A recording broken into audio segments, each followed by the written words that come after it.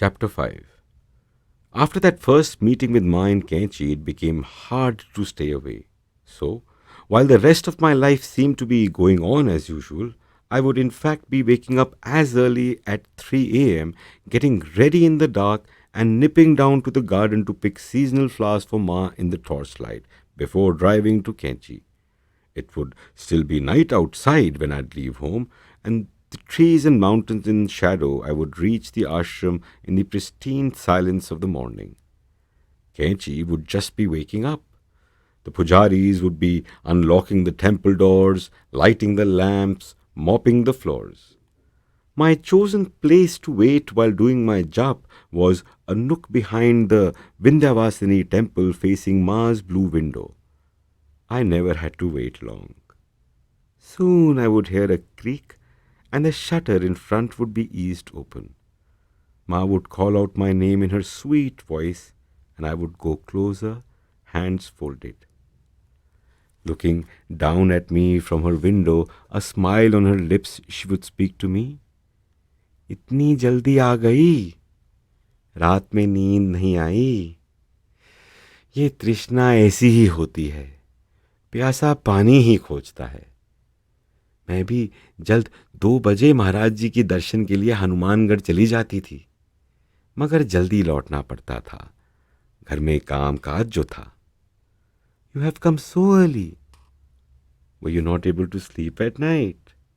Yes. Such is the longing. A thirsty person seeks nothing but water. I used to leave home as early as 2 a.m. and go to Hanumangarh for Maharaj Ji's darshan.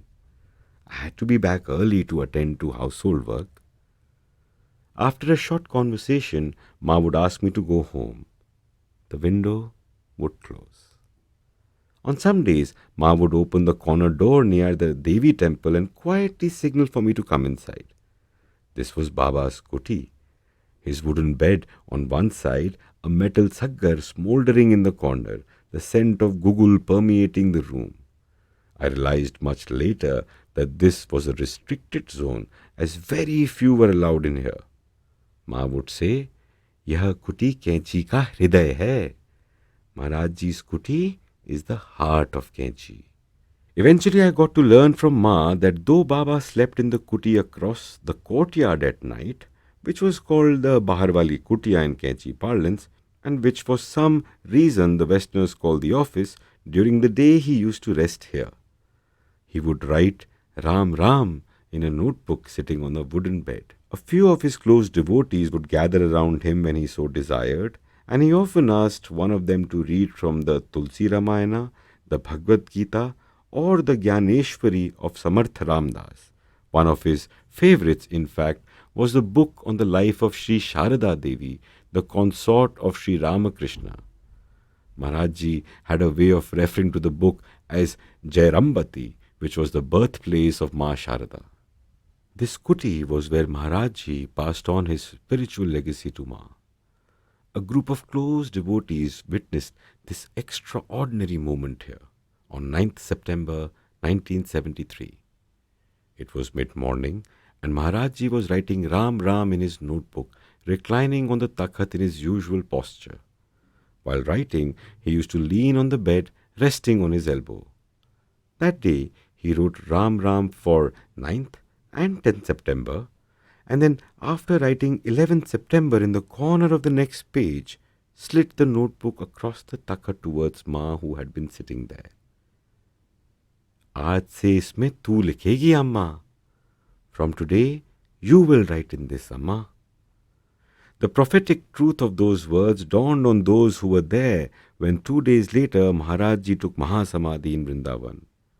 Through the Ram Ram notebook, he had symbolically passed the sacred baton to Ma. Until then, Sri Siddhi Ma had lived from moment to moment in service to the person of her Guru. However, after she was bestowed with the spiritual mantle, she gradually stepped out from the inner chambers of Kenchi. Now, along with Jivanti Mataji, she dedicated herself to serving Maharaji's ashrams and temples, enhancing their purity and recreating them as havens where seekers would find their paths and tired minds escaping the upheavals of Kali Yuga and would find peace and tranquility. As we devotees believe, Neem Karoli Baba was an avatar of Hanumanji himself. And when such souls grace the earth, it is the aura of their presence that blesses, teaches, gives, and transforms in mysterious divine ways. To rationalize or analyze this phenomena is beyond the ken of human intellect. In Maharajji's time, hundreds experienced this daily in his proximity. As Ma would often say, the Sanskrit word Upanishad means being near. When you are in the proximity of an enlightened saint, that is when transmission and transformation takes place. When Ramdas came to Maharajji, he asked him how he could awaken his Kundalini Shakti. Maharajji tried to evade this first, suggesting he visit other sages. However, when Ramdas persisted with the question, Maharajji finally said, दो अक्षर राम नाम के कोई लेता नहीं, राम नाम से असंभव भी संभव होता है. 2 syllables, the name of Ram, no one wants to take. Even the impossible becomes possible with the name of Ram. This was the summum bonum of Maharajji's philosophy, the efficacy and power of the Lord's name. He would often give two examples. Valmiki, the robber, became a great sage and poet, and Hanumanji crossed the ocean in one leap, all by taking the name of Ram. In Maharajji's kuti, the most sacred place in Kainchi, I would spend a few precious minutes with the mothers every morning. Usually, Ma spoke, I listened. Sometimes it was a story or two about Maharajji. Other times it was spiritual guidance. For instance, even though earlier she had asked me to stop reading, she now began to give me books of her own choice. Some were abstruse, such as the Ashtavakra Gita or Yoga Vasishtha, while others, like the Gospel of Sri Ramakrishna by M. and commentaries on the Ramayana by Ram Kinkarji, were more accessible to me. After about 10 minutes or so, Ma would hurriedly get up and disappear inside. She would return with a shiny steel lota with tea in it. The fragrance of tulsi in this tea still lingers in my mind. Years later, I was deeply touched when I realized that Ma herself would make the tea for me on the coal fire before my arrival, since the ashram kitchen opened much later. Afterwards, Ma would ask me to return to Nainital. Often it was one-line goodbye. जा, अब तो मिल गए. यह कितने जन्मों का है. Go, now we have met. This is a bond of many lives. I would drive back home then to my parallel life in time for breakfast. The family would be at the dining table, my 2 elder brothers, none the wiser about my morning pilgrimage. Not long after, Ma began to ask me to stay in Kainchi for a few days at a time. So carrying a small suitcase and great joy in my heart, I would come to the ashram. When I think about these brief interludes, what I remember most vividly were the summer nights in Kainchi. The clear skies, the stars, the soft cool breeze, the fragrance of jasmine flowers that grew behind Maharajji's temple. It was enchanting. Past the midnight hour when everyone slept, I would slip out of my room and go to the temples. I would sit in the silence and savor the sweetness of the night. The night watchman would be in his cabin at the far end of the temple courtyard, sitting by a small fire, partially awake, partially asleep. The ashram dogs were tied in the veranda opposite Ma's room, and sometimes they would bark at the slightest sound. Fearing that they would inadvertently end up disturbing Ma's sleep, I would try to quieten them down. As the night deepened, I would sit on the steps near Baba's takhat. Usually between 2 a.m. and 3 a.m., Ma's window would slowly open. Sleepy-eyed, holding the window bars with both her hands, she would call out to me in a voice that was still husky with the remnants of sleep. To get closer to her, I would gently shift Baba's takhat and kneel on the floor next to the window. This would be my treasured time with Ma. She would speak to me in small sentences, sharing reminiscence of her early life with Baba. Jaya, माँ would say, महाराज जी को मैं एक भजन सुनाती थी. सुमिरन कर ले मेरे मन्ना, तेरे बीती उम्र हरी भजन बिना. बाद में महाराज जी मुझे मेरी मन्ना कहकर पुकारते थे. Jaya, I used to sing a devotional song for Maharaj. Immersed in the constant remembrance of the Lord, my life has gone by without singing of the glories of Hari. And in later years, Maharaj ji used to call me Meri Manna from that. Talking of years when Ma was still at home, she would say that she had a long day full of household duties. As the youngest in the household in a large joint family, her responsibilities were many. Ma would, late at night when the house had fallen silent, sit down to her sadhana, and time would lose its meaning for her. It would be in the wee hours of the morning that she would finally eat a little. In later years, when Ma was living in Kenchi, she told me during one of these nighttime conversations that after offering her bhog thali to Maharaj ji in his kuti, she would wait by the takat, in case he asked for something. On his thali, Maharaji would leave a small portion of the food he had partaken, and unbeknownst to all except Choti Mataji, that this is the sum of what Ma would eat that night. This was Mahaprasad for Ma, and the true source of her spiritual energy. Ma loved telling stories from the lives of saints and sages. One night I remember she spoke of the great saint Mirabai, how she had renounced the splendors of her royal palace and wandered the streets of Vrindavan singing the glories of Hari. Another night she told me about Sakubai, a great devotee of Lord Vitthal who was tortured by her family members daily until the Lord himself came to rescue her from her suffering. Ma said, भक्ति कोई खेल नहीं, लोहे के चने चबाने पड़ते हैं, तलवार की धार पर चलना पड़ता है. Bhakti is no child's play. It's like chewing grains of steel and walking on the sharp edge of a sword. I asked, but Ma, why the suffering?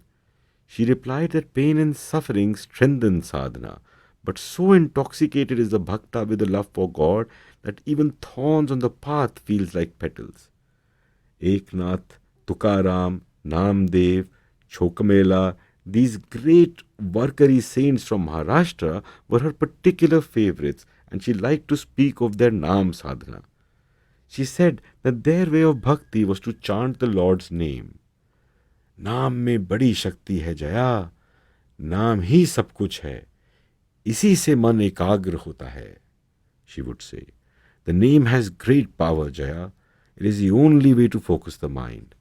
Telling me this, Ma would softly sing a line from a devotional song. Prem mudit man se khaur, Ram Ram Ram, Niradhar ko adhar ek, Ram Naam. With a heart full of love, sing Ram Ram Ram. The only support of the helpless is the name of Ram. While speaking of Tukaram and other Varkari saints, I observed that Ma was filled with an intense longing for darshan of Lord Vithoba of Pandarpur, whom she told me she had wanted to visit since she was a child of 6. Jaya, मुझे पंढरपुर ले चल. Take me to Pandarpur, Jaya. I would promptly reply, Ma, आप मुझको लेके जाएंगी. Ma, it is you who will take me. On those summer nights, Sri Ramakrishna and Sharda Ma would come up in conversation. Ma would tell me upon the mention of Ramakrishna Paramhansa, Ma would smile at Ma, lift his forefinger to emphasize and say, Guru Chichi, Guru Chichi, Guru Thete, Guru Thete. What he meant in Pahadi was that Sri Ramakrishna had been her guru in a past life. One night, Ma came out of her room with a book in her hand and sat on the steps with me near Maharaj Ji's takat, saying, ले, ये गीता तू रख ले. पहले मैं इसके बिना रह नहीं पाती थी. And she gave the book to me. Keep this Gita with you. There was a time when I could not stay without it. This Bhagavad Gita had been a constant companion for Ma when she lived in Nainital, and this was the only possession she brought to the ashram with her. I was speechless that she thought me worthy of this precious prasad, and I received it from her with humble gratitude. Later in Kenchi, I would sometimes bring the Gita to her. Clasping it in her hand, Ma would put it on her forehead, and then with eyes closed, she would embrace it.